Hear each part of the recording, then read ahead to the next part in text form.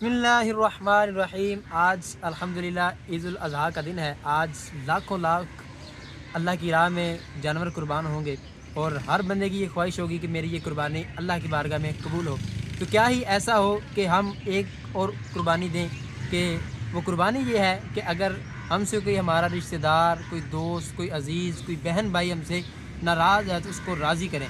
क्योंकि आका अलैहिस्सलाम ने इरशाद फरमाया कि जो बंदा हक़ पे रहते हुए झगड़ा छोड़ दे, नाराज़ी छोड़ दे, तो अल्लाह तबारक व तआला उसको जन्नत के वस्त में मकाम अता फरमाता है। और फरमाया कि जो हक़ पे नहीं है फिर भी ये चाहता है कि यार ये मेरा भाई, मेरा ये जो दोस्त है, मेरा अज़ीज़ है, ये मुझसे नाराज़ ना हो, हक़ पे नहीं है, फरमाया कि फिर भी ये चाहता है कि ये मुझसे राज़ी हो जाए, तो अल्लाह तबारक व तआला ऐसे बंदे को जन्नत के किनारे पे मकाम अता फरमाता है। तो हमें चाहिए कि आज के दिन के सदक़े, चूँकि ये बड़ी बरकतों वाला, शानों वाला दिन है, तो आज जो भी हमसे कोई रूठा है, कोई नाराज़ है, उसको मनाएँ, तो अल्लाह ताला हमें अमल करने की तौफ़ीक़ अता फ़रमाए। आमीन।